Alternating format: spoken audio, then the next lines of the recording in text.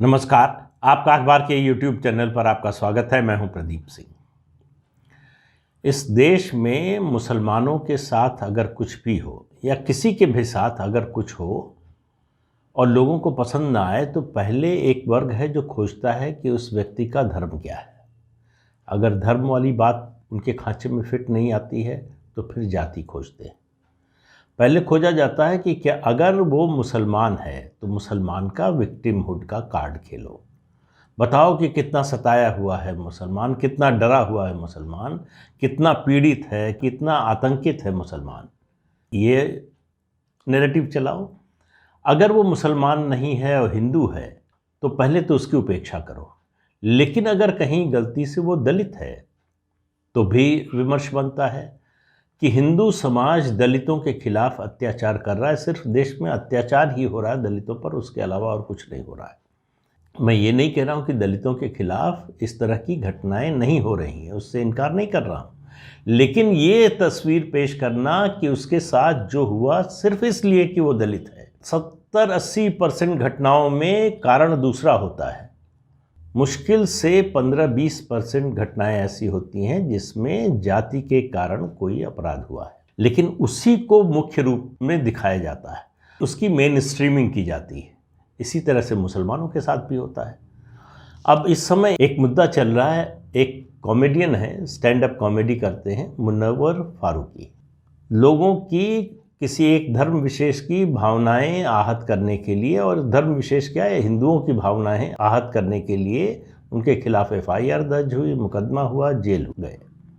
Jail से आए फिर उन्होंने शुरू किया काम वही, और उनकी छत्तीसगढ़ में उनके कार्यक्रम रद्द हो गए। कोई कुछ नहीं बोला, केवल जो है थोड़ी बहुत चर्चा हुई लेकिन ज़्यादा मुद्दा नहीं बना। बेंगलोर में कार्यक्रम रद्द हुआ तो अब वो बड़ा मुद्दा बन रहा है। क्यों?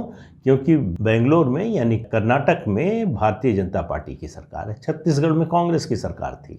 तो कांग्रेस की सरकार ने किया तो उससे कैसे सवाल उठाए, वो तो सेकुलर सरकार है, और भाजपा की सरकार है तो कम्युनल होगी ही। ये मानकर जो है इस मुद्दे को बड़ा बनाया जा रहा है। कहा यह जा रहा है कि अगर आप कॉमेडी यानी हास्य और व्यंग्य पर इस तरह की कार्रवाई करना शुरू करेंगे, लीगल एक्शन लेना शुरू करेंगे, तो ये किसी भी कलाकार की रचनात्मकता को बाधित करने या उसको रोकने का या उसको कुचलने का काम है। किसी भी कलाकार की रचनात्मकता को कुचलने का प्रयास नहीं होना चाहिए। हास्य व्यंग्य की विधा ऐसी है, देखिए उसका मतलब क्या होता है, उसका उद्देश्य क्या होता है। हास्य और व्यंग्य का उद्देश्य ये होता है, हास्य है अगर तो वो जिसके बारे में कहा जा रहा है वो भी उसका लुत्फ उठा सके, वो भी हंस सके, और जिस पर व्यंग्य किया जा रहा है वो एक चुटीला सा जो है कमेंट चुटकी काटने जैसा होता है, वो होता है। किसी धर्म के खिलाफ, किसी जाति के खिलाफ विद्वेष पैदा करना और उसका मजाक उड़ाना, ये आपकी रचनात्मकता की श्रेणी में, आपकी रचनात्मकता के दायरे में कैसे आ सकता है। और इससे भी ज़्यादा, अगर किसी बड़ी साजिश के तहत लोगों को मारा गया हो, उसमें अगर आप जो लोग विक्टिम हैं, जो पीड़ित हैं, जो मारे गए, जो मृतक हैं, उनका अगर आप मजाक उड़ाते हैं तो उसको कैसे रचनात्मकता के दायरे में लाया जा सकता है। क्या दुनिया में कहीं भी जहां भी डेमोक्रेसी है, सिर्फ वहीं की बात कर रहा हूं, जितने भी देशों में डेमोक्रेसी है वहां आज जर्मन होलोकास्ट का मजाक उड़ाया जा सकता है?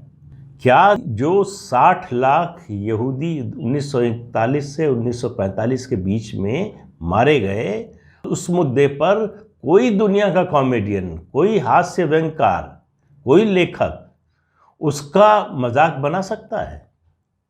ये हिम्मत भी कर सकता है। लेकिन भारत में हिंदुओं के खिलाफ ये आप धड़ल्ले से कर सकते हैं।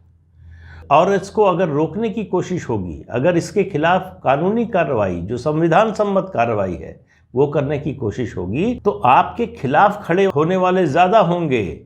उस व्यक्ति के जो ये सब कर रहा है, विद्वेष पैदा कर रहा है, उसके समर्थन में खड़े होने वाले ज़्यादा होंगे, उसका विरोध करने वाले ज़्यादा नहीं मिलेंगे आपको। अगर मुनव्वर फारूकी के कार्यक्रम रद्द हो रहे हैं, विरोध के कारण रद्द हो रहे हैं, तो डेमोक्रेसी में जो लोग ऐसा कर रहे हैं, जो विरोध कर रहे हैं, उनको अभिव्यक्ति की स्वतंत्रता क्यों नहीं होनी चाहिए? उनकी अभिव्यक्ति की स्वतंत्रता की बात क्यों नहीं कही जानी चाहिए? अगर मुनव्वर फारूकी को संविधान कानून तोड़कर ऐसी बातें बोलने का अधिकार है तो उसका विरोध करने का अधिकार दूसरे लोगों को नहीं है।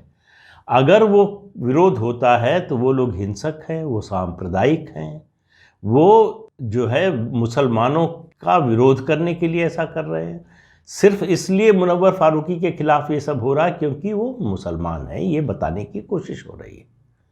कभी इस दृष्टि से किसी हिंदू के साथ कुछ होने पर सोचा क्या? जो लोग ये सवाल उठा रहे हैं, सवाल ये है कि अगर भारत में मुसलमान होने के कारण किसी कलाकार के खिलाफ हिंदुओं की भावना है, यहाँ 78% से ज़्यादा हिंदू आबादी रहती है इस देश में। अगर मुसलमान होने के कारण किसी कलाकार के खिलाफ अभियान चलता, माहौल होता, विरोध होता, उसकी निंदा आलोचना होती, उसका बहिष्कार होता, तो बॉलीवुड में, हिंदी फिल्म जगत में मुंबई के जो बड़े कलाकार हैं, जो सुपरस्टार माने जाते हैं, शाहरुख खान, आमिर खान, सलमान खान, सैफ अली खान, ये लोग इतने बड़े स्टार कैसे बनते हैं?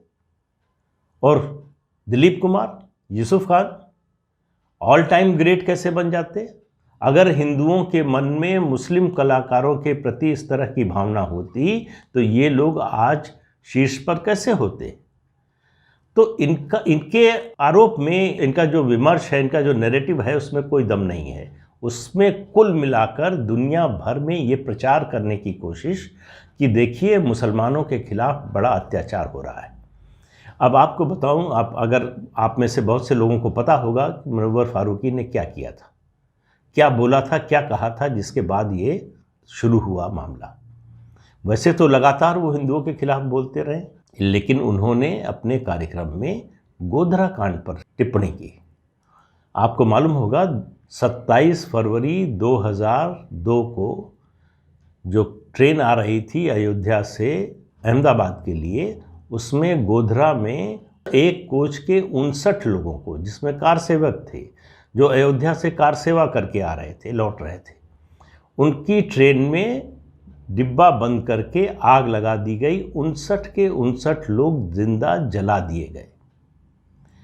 किसी ने कहा, ये जो आज मुस्लिम विक्टिमहुड का कार्ड उठा रहे हैं, उनमें से किसी ने कहा कि ये हिंदू होने के कारण मारे गए, जबकि वो हिंदू होने के कारण ही मारे गए थे और कोई कारण नहीं था।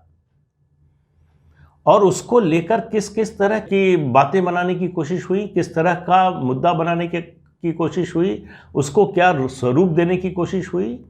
एक बड़ा वर्ग इस देश में बुद्धिजीवियों का, पत्रकारों का इस बात में लग गया, रात दिन कोशिश करने लगा ये कहने में, ये साबित करने में कि दरअसल आग अंदर से ही हिंदुओं ने ही लगा ली आग और जल गए, बाहर से किसी ने नहीं जलाया।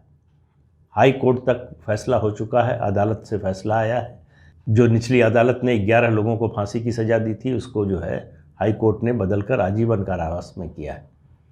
जो उसके लिए जिम्मेदार थे उनमें से ज़्यादातर लोगों को सज़ा हो चुकी है, फिर भी मानने को तैयार नहीं। और एक से एक बड़े पैरोकार हैं। एक महिला हैं, लेखिका है, उनका नाम मैं लेने से बचता हूँ, लेकिन आज ले रहा हूँ, अरुंधति रॉय। हिंदुओं के लिए उनके मन में बड़ी घृणा है और उससे ज़्यादा भारतीयों के लिए है, अगर वो मुसलमान ना हो तो उन्होंने एक अंतर्राष्ट्रीय मंच पर ये कहा कि ये जो गोधरा वाला कांड हुआ, जो ट्रेन में 59 लोग जलाए गए, जिनको वो जले कहती हैं, वो दरअसल अयोध्या से उनके मुताबिक बाबरी मस्जिद गिरा कर आ रहे थे। अब आप अंदाज़ा लगाइए, वो विवादित ढांचा अयोध्या का गिरा 1992 में, गोधरा कांड हुआ 2002 में। इतनी सफाई से बिना चेहरे पर कोई शिकन लाए कोई झूठ कैसे बोल सकता है?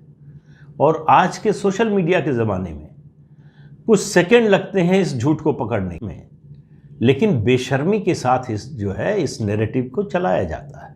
इसको आज तक चलाया जा रहा है कि आग बाहर से नहीं लगाई लोगों ने। अब ये कहने के लिए किसी के मन में हिंदुओं के प्रति बहुत नफरत होनी चाहिए, आकंठ होना चाहिए नफरत का जो है स्तर। मुझे अभी तक यही लग रहा था, लेकिन मुनव्वर फारूकी ने जो बोला उसको सुनने के बाद लगता है वो जहर का लेवल और उसका कंसंट्रेशन कितना है उस व्यक्ति के अंदर। मजाक बना रहे हैं किस बात का? वो कह रहे हैं कि 59 लोग वो जल गए, और तो उसमें क्या हुआ, हिंदू तो मरने के बाद जलाए ही जाते हैं। आप समझ सकते हैं इससे संवेदनहीन बयान क्या हो सकता है? ऐसे व्यक्ति को कैसे माफ किया जा सकता है? ऐसे व्यक्ति का समर्थन जो लोग कर रहे हैं उनके बारे में सोचिए, उनकी मानसिकता के बारे में सोचिए। दरअसल इस देश के दुश्मन वही लोग हैं जो इस तरह की मानसिकता को बढ़ावा देते हैं, समर्थन करते हैं, उसका बचाव करते हैं। इन लोगों से कोई पूछे कि भाई सलमान रश्दी के खिलाफ फतवा क्या हिंदुओं ने जारी किया था? मुसलमान ही है वो। और बांग्लादेश की लेखिका तस्लीमा नसरीन, उनके खिलाफ फतवा, उनके कार्यक्रमों में तोड़फोड़, उनकी किताब पर बैन लगाना, सलमान रश्दी की किताब पर बैन लगना।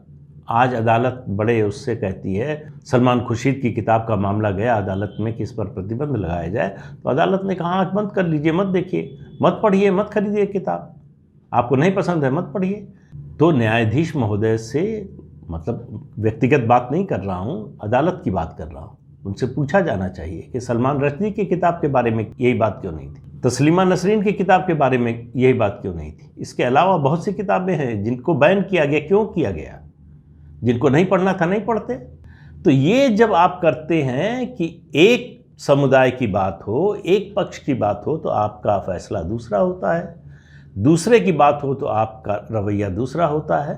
तब लोगों के मन में संदेह पैदा होता है कि आप बायस्ड हैं, आप पूर्वाग्रह से ग्रस्त हैं, दरअसल आप एक समुदाय के खिलाफ हैं। ये इससे बड़ी विडंबना क्या होगी दुनिया में? मुझे नहीं लगता किसी देश में ऐसा होगा कि वहाँ जो मेजॉरिटी कम्युनिटी है वो परसिक्यूटेड रहती है, उसका उत्पीड़न होता है, उसको हर समय महसूस होता है कि हम जैसे दूसरे दर्जे के नागरिक हों, और ये करते हैं हमारे देश के हुक्मरान।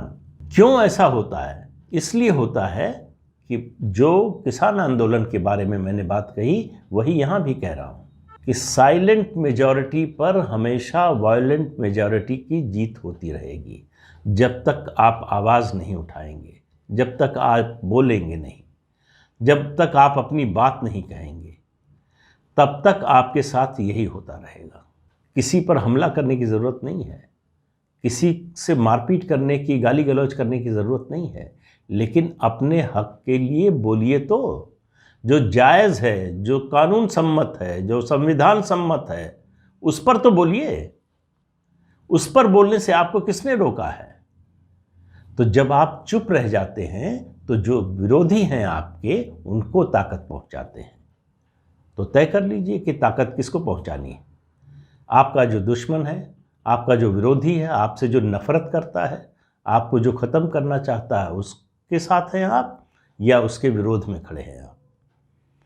आवाज़ उठनी चाहिए, मालूम होना चाहिए, लोगों को पता चलना चाहिए कि इस तरह की बात होगी तो उसका विरोध होगा, गलत बात होगी, कानून से बाहर जाकर बात होगी, संविधान के बाहर जाकर बात होगी तो उसका विरोध होगा। नहीं होगा तो ये उत्पीड़न कई सौ सालों से झेल रहे हैं, आगे भी झेलते रहेंगे। फैसला आपका है। तो आज के अंक में इतना ही, अगले अंक में फिर मिलेंगे किसी नए मुद्दे के साथ। तब तक के लिए इजाज़त दीजिए, नमस्कार। आपसे अनुरोध है कि चैनल देखिए, शेयर कीजिए, लाइक कीजिए और सब्सक्राइब ज़रूर कीजिए। नमस्कार।